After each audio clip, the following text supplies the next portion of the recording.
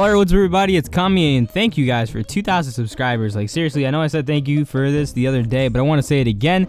And today, what I'm going to do is I'm going to talk about how I got into JoJo, because I thought it would be a good idea to, share my experiences with getting to the series for the first time, and I thought it'd be something cool we could talk about. So go ahead and down below in the comments, let me know how you guys got into JoJo, whether you just, randomly found it one day, or a friend recommended it to you, or whatever the case may be. Go ahead and let me know down below. So now let's get into the video.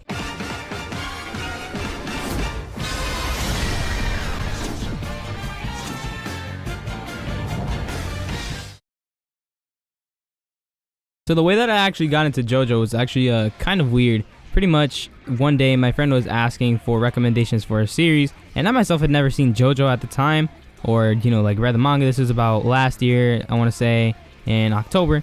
Well, I told him about it way before that, but when I actually got into it was last year in October. So anyways, he was asking for recommendations and shit, and I was like, hey, you know what, I've heard lots of good things from this JoJo series. Maybe you'll like it, maybe you should go check it out.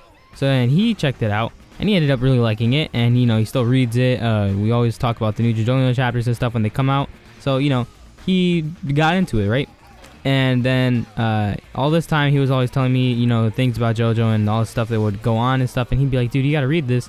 And I was like, yeah, I probably should, considering that I told him to get into it without looking into it too much myself, because before that I had seen Jonathan and Joseph in J-Stars, because I had gotten that game when it came out in Japan. I imported it.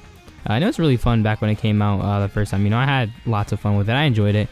But yeah, so I had only seen these characters through that, and a couple screenshots here and there of the anime. And at the time when I had seen the screenshots of the anime, I want to say it was because I got into watching JoJo last year when it was still 2015, but I want to say around 2014 is when I had first seen JoJo.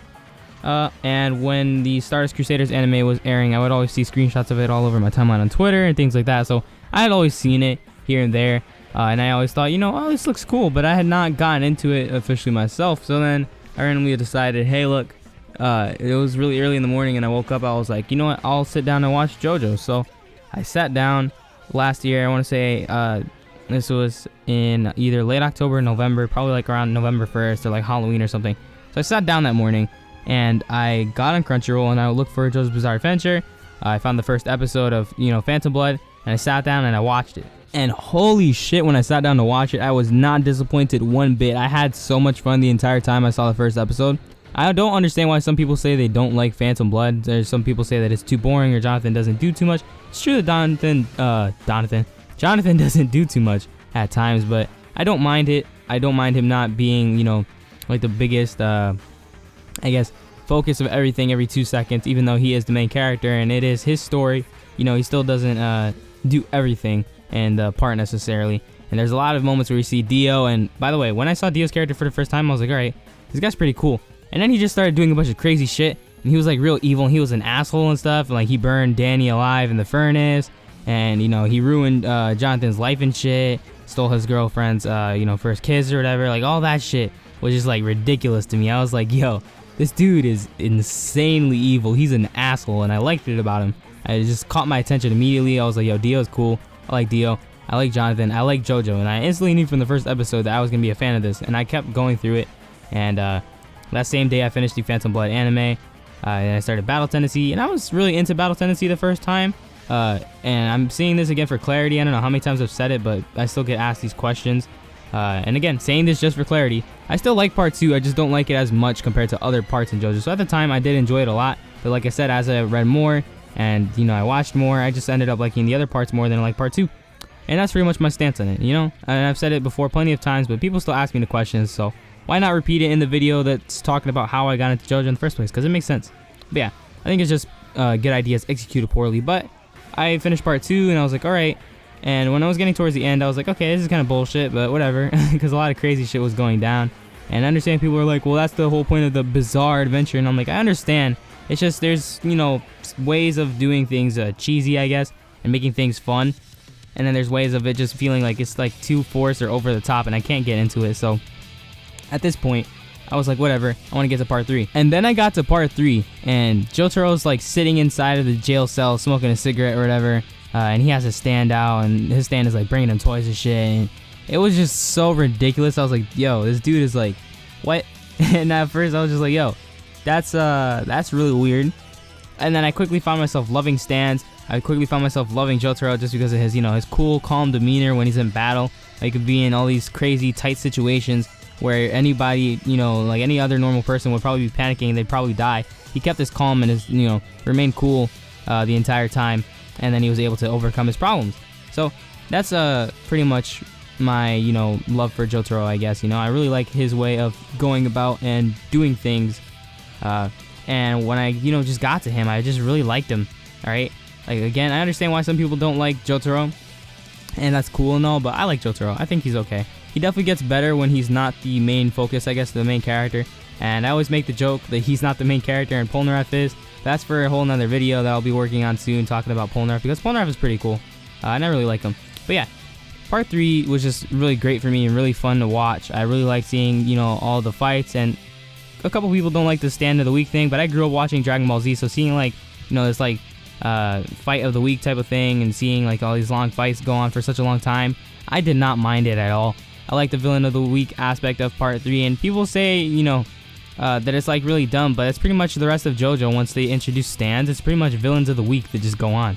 And just whenever the chapter is released, because there's a fight here, there's a fight there, there's a fight there. So I'll never understand why people complain about part 3 for villain of the week. It literally happens in every other JoJo part. But aside from that, I had finished it, and this was before the Diamond is Unbreakable anime was even announced. So I immediately went and read Diamond is Unbreakable, and I quickly fell in love with the manga and the manga art style. And I was like, dude, this is some good shit. Araki's like a really, good artist. And I quickly just found myself loving it. I breezed through part 4. I took about like a 1 or 2 week break. And then I got into part 5, and at first I went into part 5 with negative opinions towards it just because of what I heard from other people. But as I started reading more and more, I started to find myself liking it, and I was like, you know what, I can't hate this. And as you guys know now, part 5 is one of my favorite parts. It's really good. I love it. I love all the characters. I love all the stands. The stand designs themselves are really cool, and all of just the villainous characters and stuff that are in the part, like all the antagonists that fight our main crew, are really cool. All right. I love Giacho, I love Prosciutto, I love Risotto, which is the Metallica user, because some people forget. But like all these guys are just like really cool, and I really love them. And they have really cool stands, and it's cool. It's cool. And then I got on to part 6, and oh my god, I was not disappointed. I understand a lot of people don't like part 6, but for some reason, I myself just love part 6 to death, alright? I love it.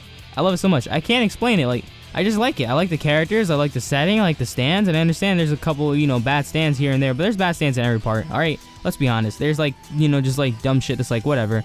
And I'll probably make another video talking about just dumb stands, because they're least favorite stands, and some of them are on there, but I'll just talk about, dumb stands that are in JoJo eventually. But yeah, I got to part 6, and I really liked it. I like Jolyne. I love her as a character. She's great. I love Hermes as a character. I love Foo Fighters. I love Weather Report. I love Inosuke's asshole ways and his, him just being a dickhead overall.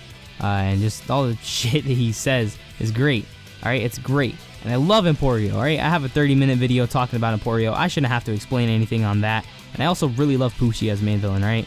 I've talked about this before. I think Pucci's, kind of underappreciated, I guess, and underrated, because people are like, oh, he's just a Dio fanboy that's just doing things because Dio told him to.